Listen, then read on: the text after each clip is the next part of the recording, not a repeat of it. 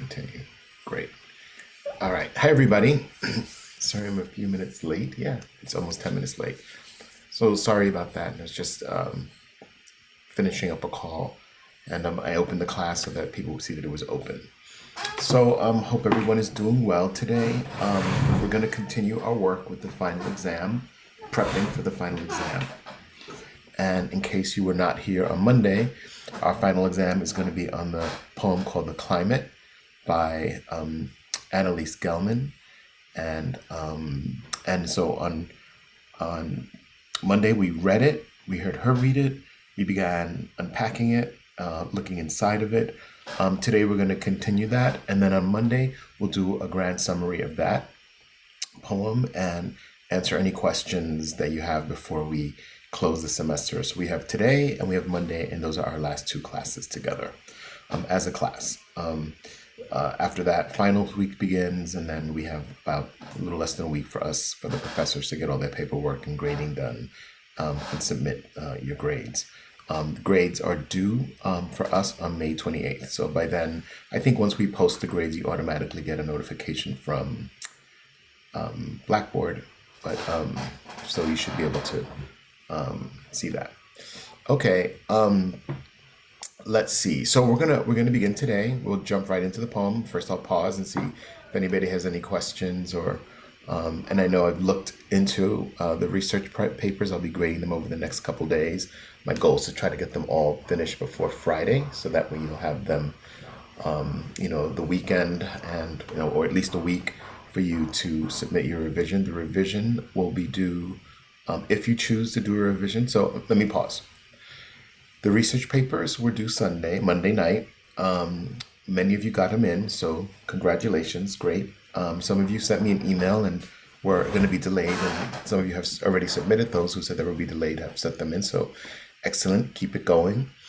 And that was your last major assignment. Other than now, we'll have the final in a couple weeks. So between now and the end of the semester, the time I submit my grades, the deadlines are as follows. Next week, Monday, you have an opportunity to look at your fiction, your poetry, or your fiction essay, fiction, poetry, or your drama. Could we add a drama? Excuse me.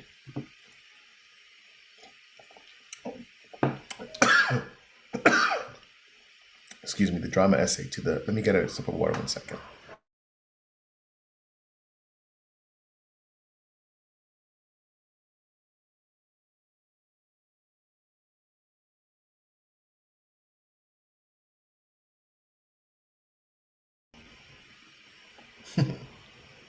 So well, so I just drank water because I felt something in my throat, and the thing I was drinking, I took a sip of it.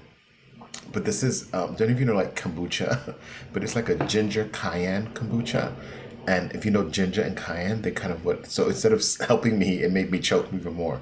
So that's why I had to get water. Anyway, forget about that.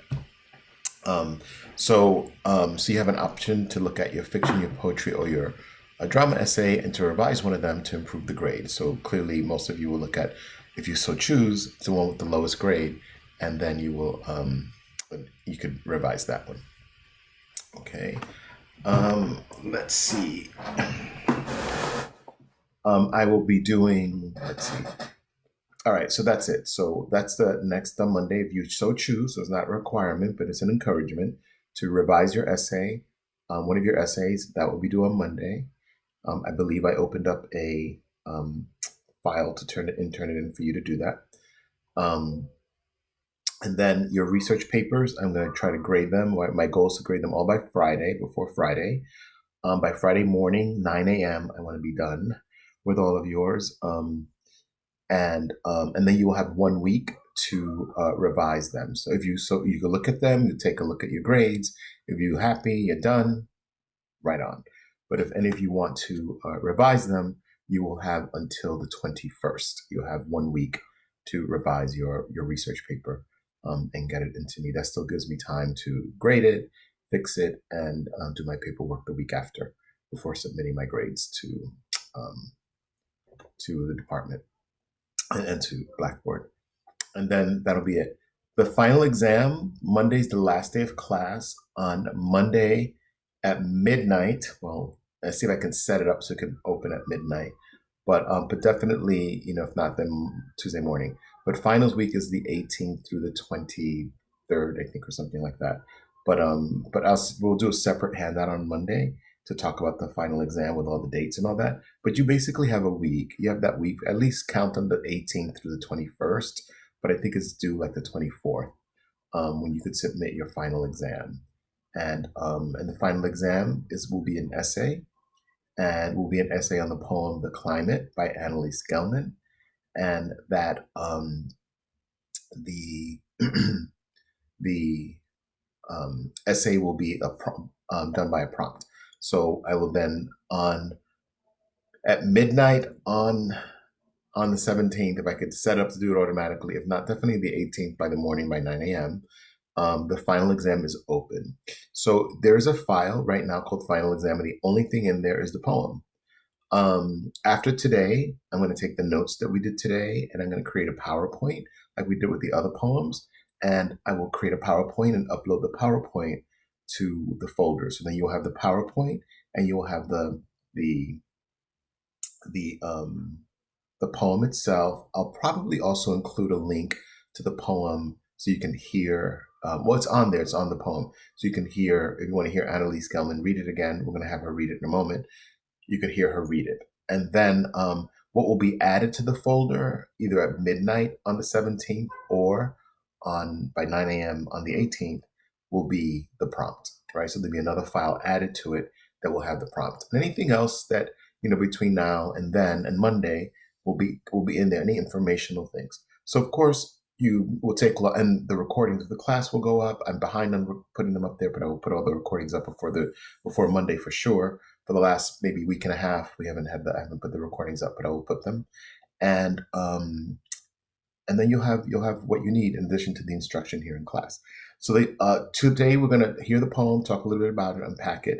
Then I'm going to talk a bit about answering a prompt. We've done this before, and we've done this in class before.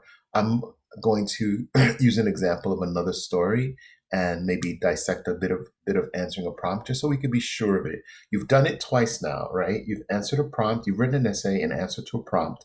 With your drama essay, we did it, and now your research paper, in a sense, is the same way. You got a prompt and you responded to the prompt, right? So you've done it twice, and now we're gonna go over it again, just to excuse me, sorry. Just to be sure that you're clear on answering a prompt. You don't have any questions. And so Monday is going to be that. Monday will be a review. I will have the PowerPoint where all the materials will be in the folder. It's to set you off and to sail to be able to write the best essay you can for your research, for your final exam. Okay, and that's it. So before I begin with the class lesson and the poem, I want to know if there's any questions about anything I've shared. I'm checking out the chat to see what is in the chat. So Coral, I did not see your email, but I will look for it, but before, at the end of the class, I'll stop. When we end, I'll look for it. And you can wait a little bit. We might end a little early today. Maybe. I always plan to end early and then sometimes even run late. But today I'm planning to run a little early, end a little early, like around 1:30. But don't quote me on that. So who's asking? Christian. So yes. So the research paper you will have an opportunity to revise the research paper. The research paper, the plan is to have them all graded by 9 a.m. on Friday. And there's a reason why, because Friday is normally I would not work.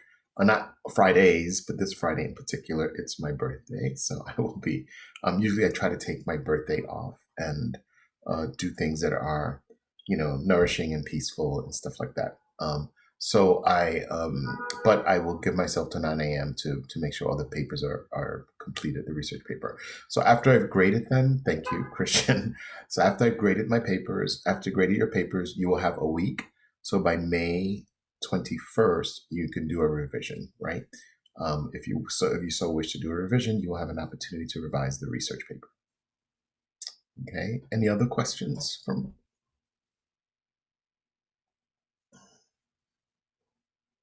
Okay. All right. There's no other question.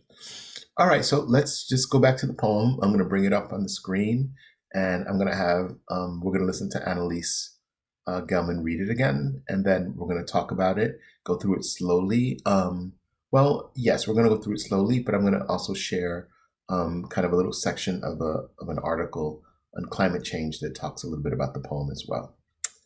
And I will put that article in the folder once we're done with it. So share screen.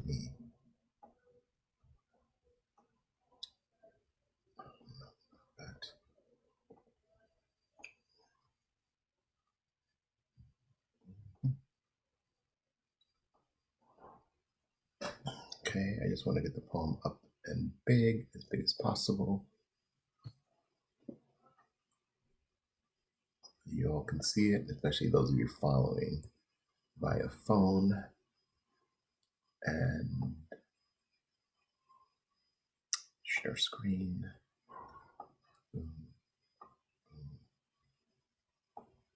Okay, there's the climate, and we just got Annalise reading it. Make sure my volume is up. Yeah. Make sure my sound settings are good.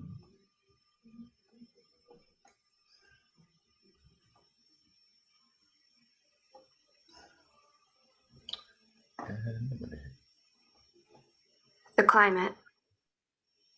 It was like watching a wave approach from a great distance, so great that at first it is not a wave at all, but a mere horizon, static and singular, so that one, it being possible presumably to avail oneself of the diversions of the beach, might turn one's back on the ocean altogether, might turn instead to the sand, heaped and tunneled, the sunscreened hand that fumbles for a book, indeed, the book, the sentence, the syntax, the sun blanching the page, stained, perhaps, with sweat, the creamy pleasure of not laboring when one would otherwise labor, the pleasure of wasting oneself, of decadent uselessness, though one might, of course, always alarm to some emergency.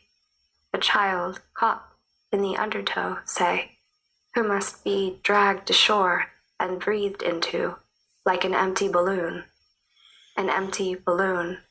on which everything depends, might, bent over the small body, waiting for it to rise, to float, casting a shadow the size of oneself, not even see, though one was, of course, warned it would come, and soon, the shadow of that wave, like a new sky, already overhead, and even now descending. Okay. So this was, I'm stopping the screen share for a moment. So this was Annalise reading the poem, and last class, we talked about lots of things about the poem, but one of the things that we highlighted and brought out was the idea of nature, right? Of nature, of the environment, right? And the idea that it was climate. We talked about climate change, right? And so in the poem, particularly at the very end of the poem, right, there's all this activity, right? It begins with this idea, there's a wave, a big wave, way out in the horizon. And then your attention goes away from the wave, right, in the poem, to what's happening around you, right? People at the beach reading a book, suntan lotion, the bright sun on a page. And then there's this tragedy, right, that happens, this emergency that happens, and the attention now becomes focused on the emergency.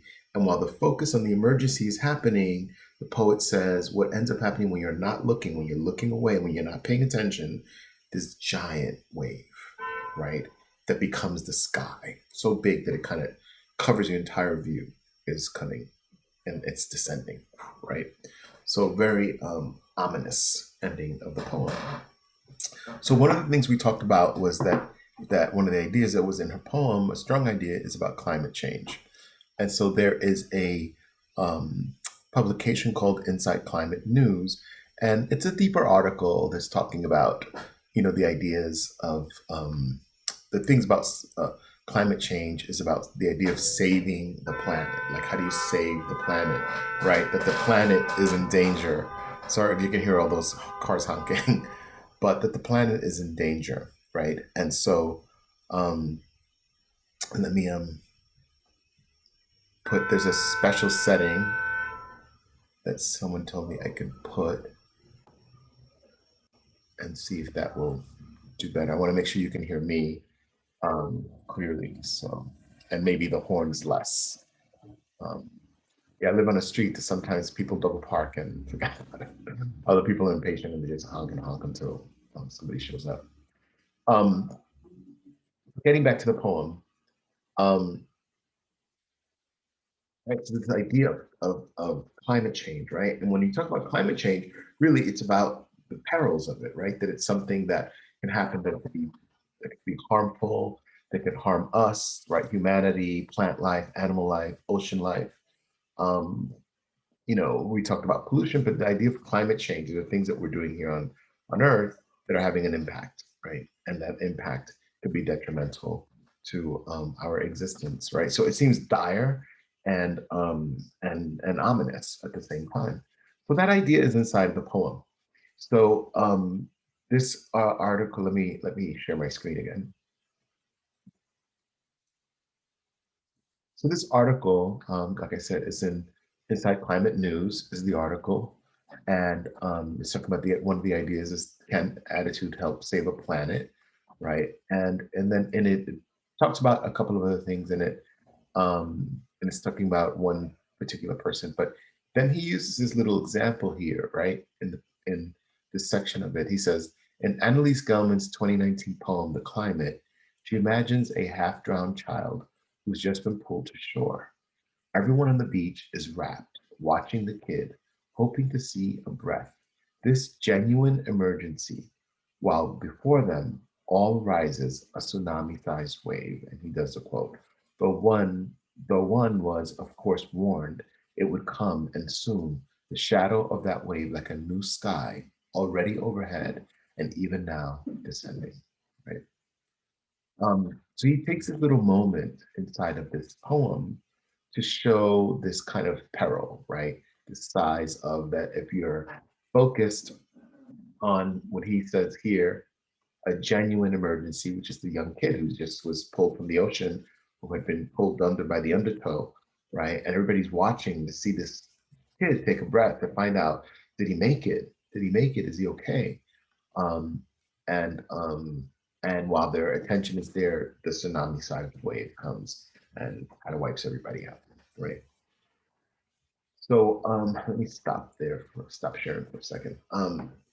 So so this is, it's clear, right? There is definitely the idea of climate change inside of this poem, right? And the idea of nature and the idea of the environment, right? The idea of humanity, right? Like who we are as human beings, right? And what do we pay attention to? When you see something is very, very, very far away, how much attention do you give, right? We do that almost every day when you cross the street, right? If the light is not red and you're not, you look and you judge. That car is way down there. I can make it across the street, and boom, you go, right? So we're always looking at things and judging their proximity and their distance. So he's taking this idea, or she's taking this idea, Annalise, and thinking of like in the beginning, right? You see it this way, but then you don't really see it because it's so far, right? So it's there, but it's not really there, or it's there, but it's not really a threat, right? It's really far, far away. And that's one of the ideas of danger. Like, when you're thinking about that idea, the analogy I gave you of crossing a street, like you're looking, right? You're seeing, but you're judging, right? It's not really a danger. It's going to be a danger when it comes here. If I'm here and it's here, then I'm going to get hit. So that's when it's a danger. But when it's back there, it's not really a danger. But in a sense, it's still a danger, or it's an approaching danger. Because if you don't move from that spot, then it will hit you. Right? You have to do something in order for that danger not to affect you. So they're making that idea is kind of like an overarching idea inside of the poem, right?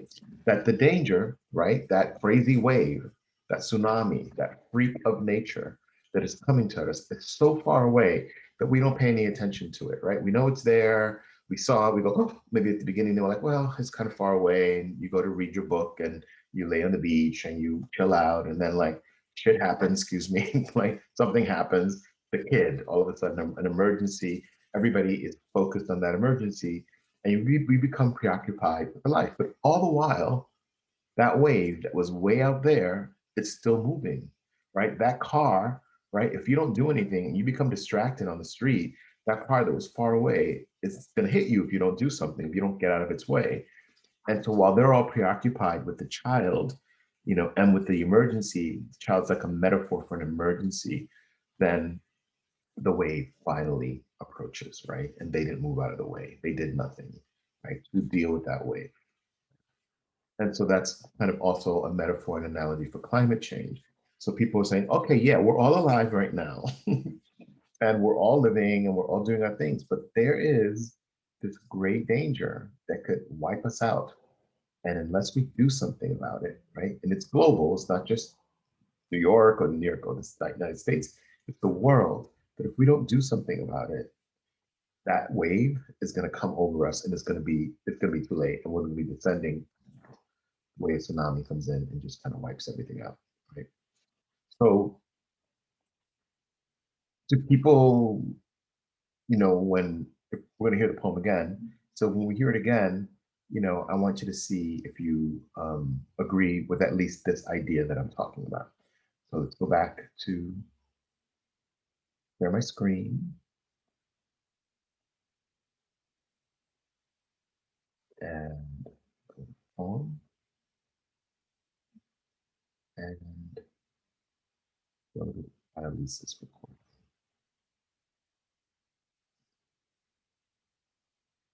The climate. It was like watching a wave approach from a great distance, so great that at first it is not a wave at all, but a mere horizon, static and singular, so that one, it being possible presumably to avail oneself of the diversions of the beach, might turn one's back on the ocean altogether, might turn instead to the sand, heaped and tunneled, the sunscreened hand that fumbles for a book, indeed, the book, the sentence, the syntax, the sun blanching the page, stained, perhaps, with sweat, the creamy pleasure of not laboring when one would otherwise labor, the pleasure of wasting oneself, of decadent easelessness, though one might, of course, always alarm for some emergency. Child, up in the undertow, say, who must be dragged ashore and breathed into like an empty balloon on which everything depends, might, bent over the small body, waiting for it to rise, to float, casting a shadow the size of oneself, not even see, though one was, of course, warned it would come, and soon, the shadow of that wave, like a new sky, already overhead, and even now descending.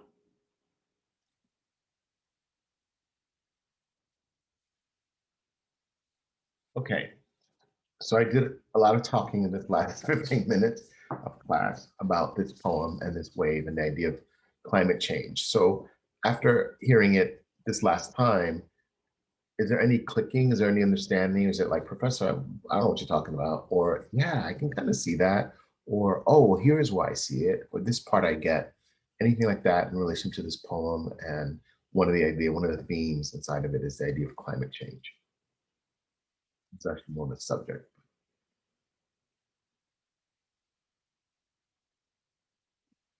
People seeing it, do you understand? What do you think? I don't know what Professor is talking about.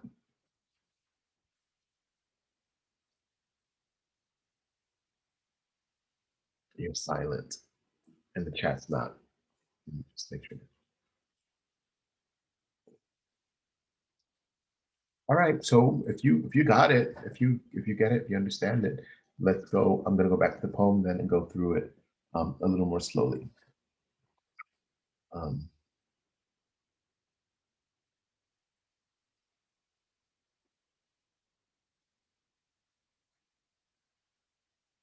The description like a half drowned little kid compared to an empty balloon is she's unique. And it's I don't know. It's weird too. I guess it's an empty balloon. That's wild. Yeah. What do you think she might be doing with that? Right? She could have, because remember, poets are always, and we'll go through this. We'll go through. What I'm gonna do now is go through it very slowly, like line by line, and kind of unpack the ideas that inside of it. What do you think she might be doing with that idea of an empty balloon?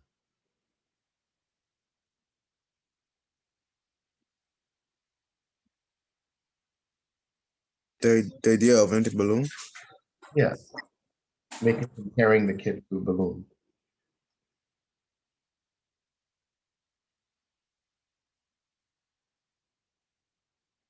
Yeah, the kid is almost dead, right? Yeah, being lifeless maybe. Hmm. Well, Um, yeah, yeah, definitely being lifeless. I wrote the kid is almost dead. I put it. I was reading somebody's comment in the chat. Yeah, definitely being the idea of like. So first of all, think of like what is a balloon, right? It's a piece of rubber that when it's empty is really kind of nothing, right? And then you blow it up and it becomes a balloon. It's still a balloon when it's deflated, but it becomes full, right? And becomes purposeful, like it becomes used for a party, right? So making the analogy between something that could be dead, that needs life breathed into it, right? And as human beings, breath is what gives us life. So she's making that comparison. Also, this is what I would think as well. When I think of balloons, I think of happiness, I think of joy, I think of celebration. And it's young life, right? Making that idea that when it's full, when it's alive, that it's about joy, it's about celebration, it's about loving this child, right? And while it's waiting there, so she kind of makes this idea, so she makes this analogy, this comparison, right? Um, and then ironically, like, if you ever look at any of you look at medical stuff, like our lungs, what we need to breathe, where air gets processed and stored, are like that. They kind of deflate and they inflate, right? And this activity of deflating and inflating. So she's making all these comparisons, using the balloon to make all these comparisons to human life, right? To the child, to the ideas of joy. So if we could, so if you see where I'm going with this, if we were writing that kind of essay, which we're not necessarily writing that kind of essay. You could write an essay on symbolism, right? On metaphor, with how she is using metaphor with the balloon. The idea of a balloon and the idea of a person who's drowned, right?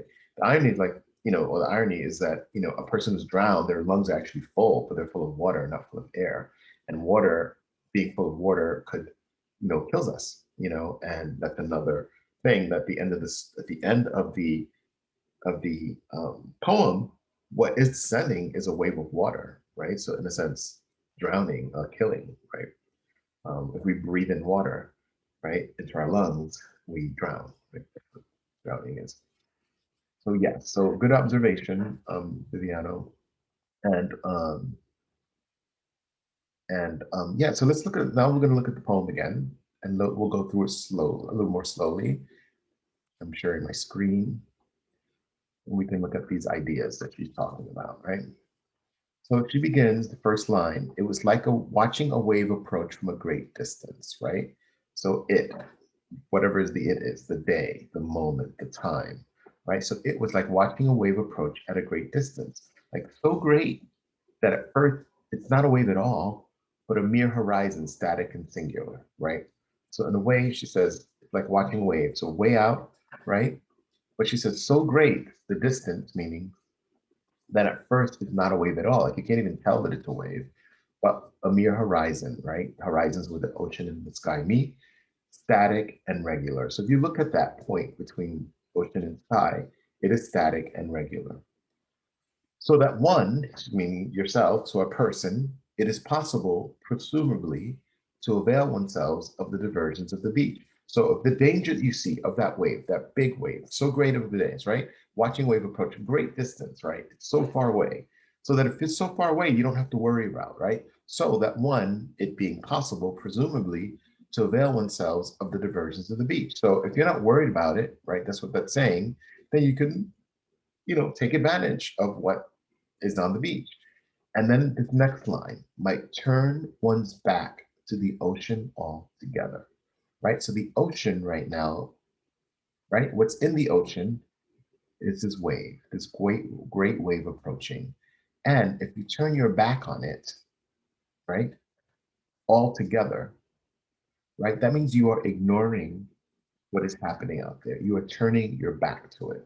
You're not giving it your attention, right? And instead might turn your attention instead to the sand, right? To the things that are around you. Heat and tunneled, right? She's describing the beach, the sunscreened hand that fumbles for a book, right? That's something that's happening. Indeed, the book itself, right? The book. Your focus goes to the book or the sentence, or you're reading the syntax, right? How the sentence is created. The sun, how the sun is making the blanching means making white, like making almost blinding, right? Blanching the page that's stained, perhaps with sweat, because of the beach we sweat, right? Or, and the creamy pleasure of non-laboring, right? The creamy pleasure of non-laboring, we talked about that in the other class, right? That what you do at the beach is you're chilling most of the time, you're hanging out, you're not working. It's the opposite. And but if there's an imminent danger coming, right? If there's a wave that's way out there, shouldn't we be working? Shouldn't we be doing everything we can to deal with that? But no, because it's so far away, we can turn our back to it and then bring our attention to the things of every day, or in this case, even leisure, even pleasure, even the clean, creamy pleasure of not laboring, right? And then she goes, when one would otherwise labor. So at this moment, at the beach, people are not working, right? They are just laboring. They're just not laboring. But another, if they weren't there, they probably would be laboring. Then she says, the pleasure of wasting. And she goes, oneself, right? So you're wasting time. That's an idea. You're wasting yourself. Of decadent uselessness. Decadent means like indulging in something pleasurable, right? That, and, if people might consider it useless. We'll talk about our personal things. I think many things that are decadent are very useful, but in this case, she's not talking about that. She's talking about this whole idea of not doing anything about anything, about being complacent, of being actually indulgent, right? She goes, and then although you're being indulgent and you're chilling and you're laying down, doesn't mean that you're turned off. She says, though one might, of course, always alarm to some emergency. Alarm, right? Alarm is like an alarm that rings, right? So also might one bring your attention to some emergency. And then she gives you an example. A child caught in the undertow, say, that's what she means like an example, who must be dragged to shore and breathed into like an empty balloon, right? And we talked about a little bit when Viviano's questions, an empty balloon on which everything depends might bend over the small body, waiting for it to rise to float, casting a shadow of the size of oneself. Not even see, and then here's the switch comes, right? While your attention's on this child, hoping it's gonna rise up, hoping it's gonna, make it through, hoping that it's not dead, while your attention is totally focused there, you won't even see that the one was, of course, warned, because at the beginning of the poem, you're warned, there's a wave out there, right? But you decide to turn your back and to focus on the things around you, right? Um, though, of course, warned, it would come, and soon the shadow of that wave, like the new sky, like the shadow, that wave is coming in and just about reaching over, that when you look up, all you see is wave. It's a new sky. The blue sky is gone. The new sky is this wave of water already overhead, right? Because it's the new sky, and even now descending, coming to take over, right? So there's all these things in it, right? When she talks about here, oh, sorry, the one, of course, warned it would come, right? The warning exists in the beginning of the poem, right? It was like a great wave watching, and then she says it's there, but it's not there. You almost can't see it, and so if you don't see it, then you look around and um, you start taking, looking at what's around you, and then to the point that you turn your back, right? You ignore it, right? You don't look at it anymore. It's not in your brain, it's not in your purview, right? And instead, you're looking at the sand and you're involved in the day to day, right? Even involved in the sense of leisure, right? Of not working, right? Doing all these things that you do, instead of pay attention to that wave, instead of pay attention to that peril, you're paying attention to the things of the everyday, right? Of your life. And even going to the extreme in this poem, in the case of the poem, of pleasure and relaxation and not working and not being useless, right? Uselessness, right? And then, but also being also this, it's not just about being useless and decadent and relaxing and not working. It's also about being human to the sense that there's an emergency that happens that catches your attention, right? A child caught in the undertow who has to be breathed into, mouth to mouth, breathing into them, hoping to get lungs with air into their lungs. And it is important, right? This child is important, on which everything depends, might bend over a small body, waiting for it to rise, to float, to cast a shadow. And then, so all of these things, leisure, not working, the beach, the sun, nature, all these things can distract you, emergencies, right? And in that distraction, in not paying attention to the warning from the beginning of the poem, right? To the wave at the beginning of the poem, what ends up happening at the end, that wave like a new sky, right? Overhead and even now descending, coming down. Descending needs to come down, descending to wipe everything out. Okay. So that is not only the ideas, but kind of like some of the clues inside of the poem that is showing you like an arc of activity, right? Inside of the poem. There's a warning of the wave, there's a hardly detecting it, there's a moving of the attention, a focus on the everyday, and then the pull of an emergency, right? And all of those things, all of those distractions, all of those preoccupations, all of those activities, all of those lack of activities, all of those things just brought your attention away from that wave. And then when the next time you realize it, it's too late. The wave has arrived, and like a new sky is overhead and descending. So that makes sense. We're going to do it again that day, but we'll do it as many times as we need to. So does that make sense inside the poem, seeing some of the movements? Let me pause because I was going to say something else. Is it? I think who was it? Christian was like, "Could you do it one more time?" So I did it again. I did it more slowly, that we understand the arc of the poem.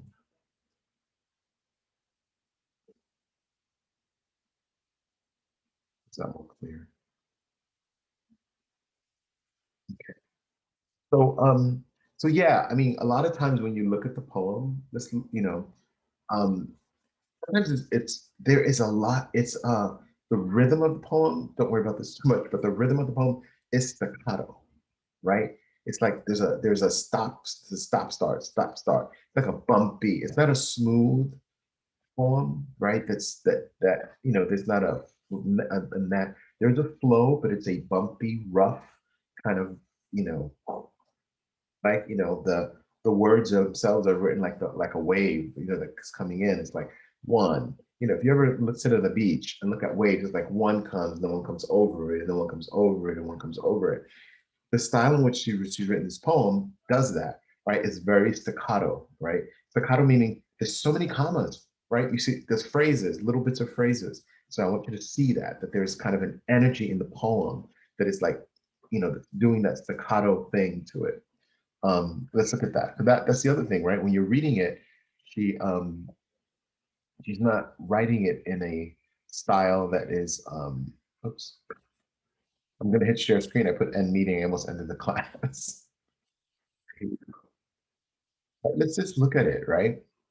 It was like watching a wave approach from a great distance. That is almost the most, you know, complete sentence, a complete thought that happens, right? So then she's doing this. She's working with both the line breaks and with the commas, then comma. She goes so great, space, that at first it is not a wave at all, comma, but a mere horizon, comma, static and singular, right? Describing the horizon. The horizon is static and singular. So just in the first two stanzas of the poem, there is like one, two, three, four commas and a space and a line break, right? So there is the rhythm of the poem is very staccato. It's very like boom, boom, boom, right?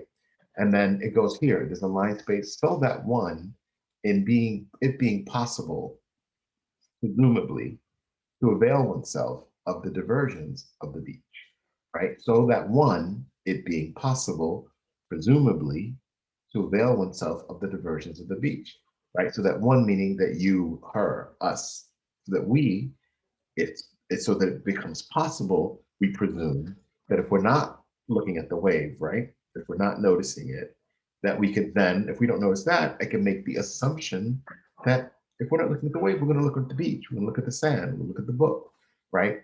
But for her to do these ideas that I'm kind of spelling out more, she's doing them with very few words, with these commas. So you have to understand, you can't read them as with a flow because there is this stop and start. There are all these speed bumps inside of the poem that stop you from going fast, right? You have to slow down to read this poem, right? You must slow down. Your own activity is to slow down to read this poem. So so you have to include that idea is that she's having the writers do. She's almost forcing us to slow down and to look at the details, right? And that not only look at the big picture, not only see the wave in the horizon, but understand the steps that's going to take for that wave to get to us, right? So so I just want to say that with the poem, that part of the challenge is that, you know, that there is these ideas that get separated through line breaks, that have all these commas that are making references and back references and definitions in the middle of it. So there is a certain way of style, a certain element to the style in which she's writing that sometimes forces us to slow down and spend time with this poem because it's not like one that you could read once or twice and say, I got it, right? Another example's here, like if you're focused on the sand, heat, and tunnel, she's talking about the sand, right, that is heaped and tunneled. Then she goes, comma, the sunscreened hand that fumbles for a book, right? That's another idea. Indeed, she stops the book, right? So there's two ideas, the idea of the hand that's looking for the book, and then there's the idea that the book itself could be a distraction. Then inside of the book, she goes deeper, the sentence, right? The syntax, the sentence structure, right? The sun blanching the page, right? She kind of goes deep and deeper and deeper into the book. And then she's still there, stained and perhaps with sweat. So this whole section here, right, is all about this hand in this book, right? Almost what, 4.5 lines. And then she just makes another comma, the creamy pleasure of non-laboring, right? When one would otherwise labor, the pleasure of wasting oneself. So it's interesting what she does there. She does both a list of things, right? Like when you turn your back, what are you going to look at? The sand. Then she describes the sand, the sunscreened hand.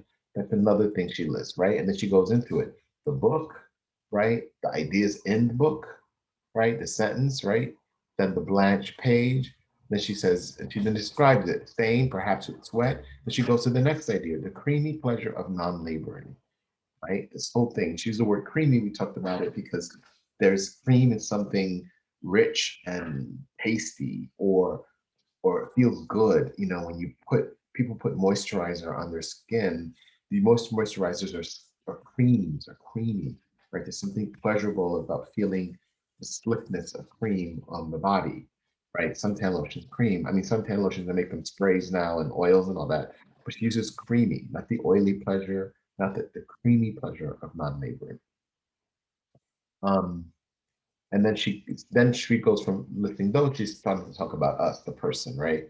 That we instead of we're not laboring, we would be working, we're wasting oneself, right? Decadent uselessness. She describes this activity that we're doing. And then she says, and then of course, paying attention to emergencies, to real emergencies, to the alarms, right? And in let me stop for a second, stop sharing screen. So in the little bit of the article that I gave you, that moment, right? That he says the real emergency, right? That he says, let me actually use use the correct word so that genuine, right? That's the word he uses, the genuine emergency, as if the wave out there is an emergency. And in a way, it's not an emergency, something that's happening right now, right? But to treat something with an emergency means you give it your attention, you'll deal with it, you focus it. But when something doesn't seem like an emergency, you can put it off, right? So all of these ideas are the ideas of climate change, right? Like you could put it off. It's not really a danger right now. We have other things that are taking our attention. There are other emergencies, genuine emergencies that we must deal with, right? Things that are urgent, right? Means that they have to be dealt with right now. So yeah, so that's kind of the big theme of the poem. And what we're doing is just also looking for examples on how to break that up, how to examine that, and how to talk about it. Because in your essays, you have to talk about whatever the prompt is, right? About. And so the idea of climate change, the idea of nature, the idea of peril, the idea of human activity. Like, how do we respond to things, right? When things don't seem um, imminently danger, when the car is far away, when the wave is way in the horizon, right? What's our behavior? Our behavior, maybe turn our back on it, right? Not give it the attention it needs. Maybe look around and do other things, right? Maybe say, oh my God, there's an emergency. I got to deal with that. That is what human behavior is, right? In this poem, it's in this examination. And it's showing the consequences, right? That if we don't deal with certain things, if we don't deal, in this case, with climate change, the tsunami is going to come and it's going to wipe us out, right? So, yeah, home keeps getting darker and darker the more I think about it, and I like light. I moved, I'm staying in this apartment because from the other apartment at the beginning of the semester, because it has all this amazing light that comes through the window when it's sunny. And even when it's not, there's still great light. So that's our poem. I'm going to ask you to pause for a moment, and then I'm going to talk about answering a prompt. So I'll be right back. Hold on a second.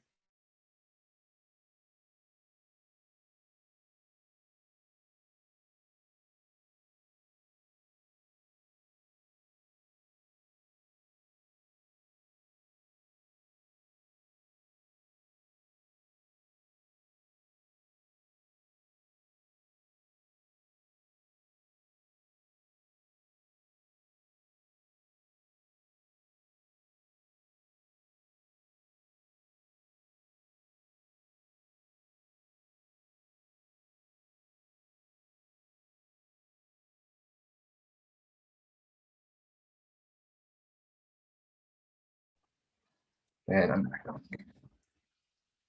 Um, all right. Any other questions with that? This is not the end of that poem. We'll definitely Monday we'll do a whole summary. We'll go over this. I will organize a PowerPoint with some of these ideas.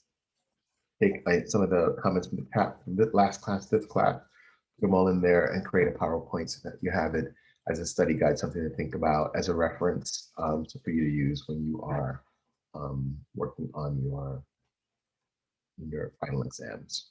Okay. So there. Professor, do you mind posting up this lecture? Yeah, no, I'll definitely post the lecture up. I'm gonna put all of them up. I think what I'll do today's kind of a crazy day because I have a department meeting at 2. I'm having student hours at 3 today, and then I have a meeting at 4, and then have another meeting at 7. So, but in that little 4 to 7 window, I will find time to eat something, and I will post up for classes, and do a little grading. But yeah, Cool. Thank you. Thank you very much. you're a Christian. All right, let me 1 second, take a peek. I was searching for this file.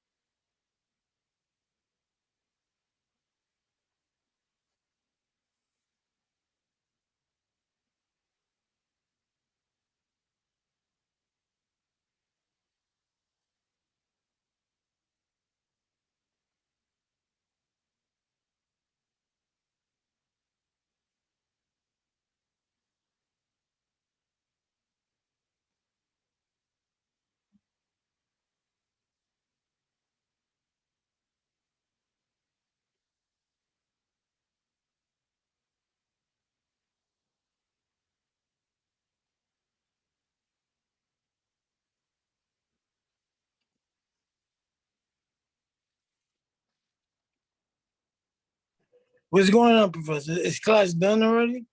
Yeah. Oh wait. Sorry. Oh,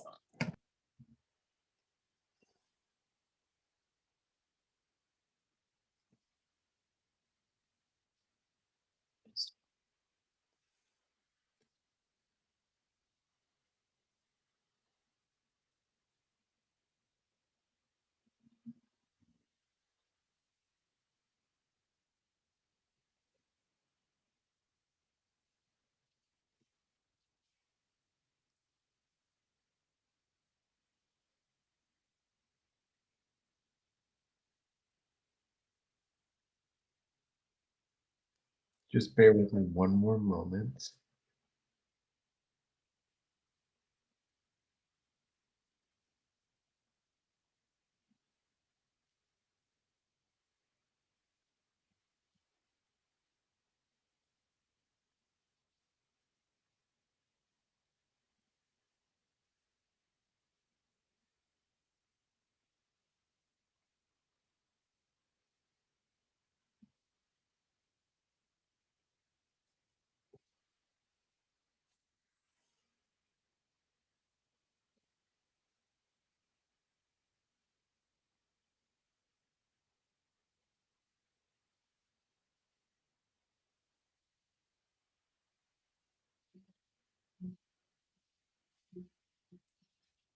Twenty more seconds. If I don't find, I'm searching for a file that I can find. So,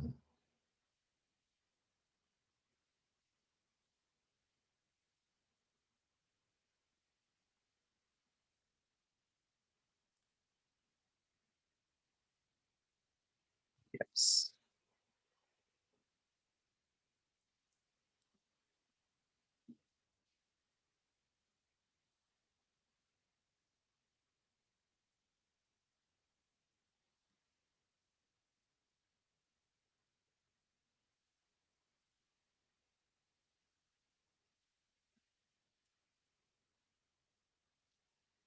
All right.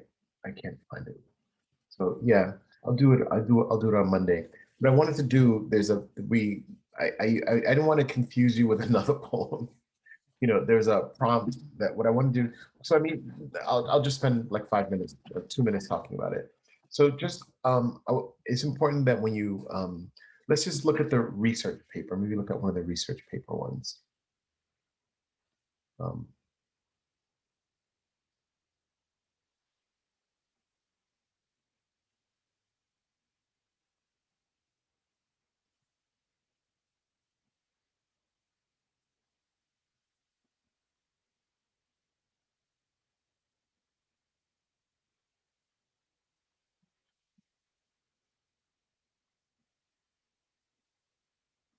so just let me share my screen. I'm just going to just spend a few minutes on it, and then we'll do it more on Monday.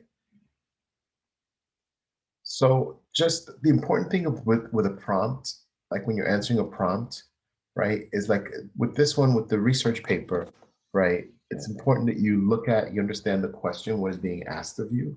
And in this case, and I looked at some of your research papers, you did two at least I saw, where did a good job of it, right? It says using Diaz's short stories, we did this right, if you chose this, and the Buddha principle, write a research paper exploring the question is, Diaz fair or unfair? Fulfill women in his stories, right?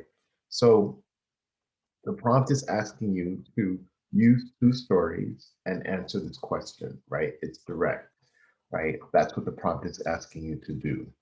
And so when you respond to it, you're going to respond with an answer to whether he's fair or unfair, or you think he's both in his portrayal of women in his stories.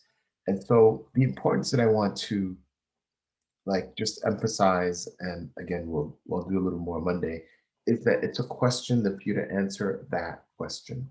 If you start writing about something else, right? Because we've talked about a lot of things, and we'll talk about more things with the poem that that for you to focus on what is asking you for. Like today, I was talking about rhythm. I talked about the rhythm of the poem. I talked about the staccato. I spoke about the theme of climate change. We talked about human activity. We talked about so many things, right, in relationship to the poem. But for you to be able to listen to all of that, right, and then answer the question that's going to be asked of you. That's what answering to a prompt. You're answering a specific question. Okay. So so that's it. I think I'm gonna stop there. It's a lot. Um, yeah, it's a lot to spend a class on one poem, but that's what the thing with the final exams. The poems are a lot richer, they're a little more complex, and they're meatier, so that we have more to talk about, and that you have more to write about. Okay, so I will pause now, and I will hang out here in class if people have questions, and if not, have a good weekend and a good class, I mean, a good rest of your week, and then I'll see you for the last class, which will be on Monday. All right, so have a great afternoon. If you're leaving and if you're staying, I'm staying too. Thank you, Professor. Have a good weekend, and happy birthday. Thank you. Thanks. Take care. All right, bye-bye.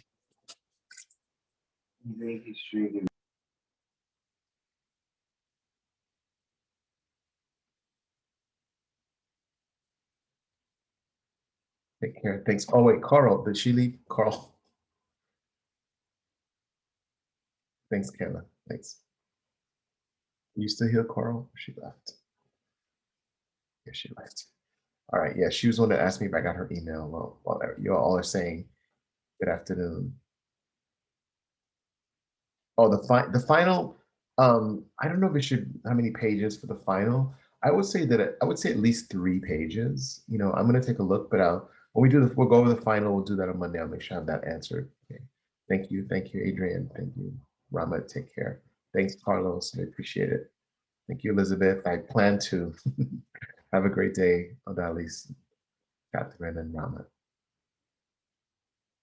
All right. Thanks, Catherine.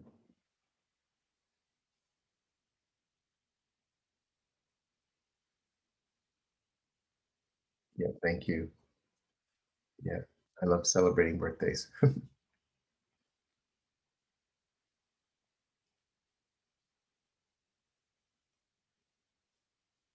All right, Professor. Have a great day. Take All care. right. Take care, Thank Rivian. you.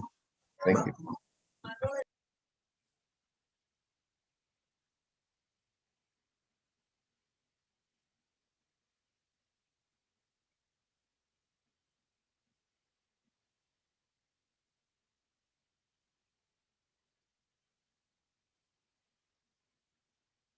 Thank you. Thanks.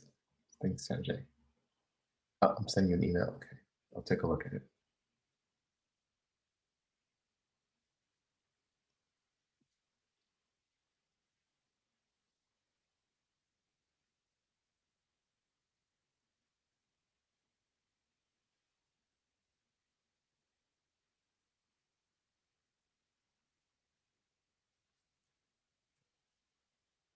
And Lindsay, do you have a question? All right. Well, then have a good afternoon.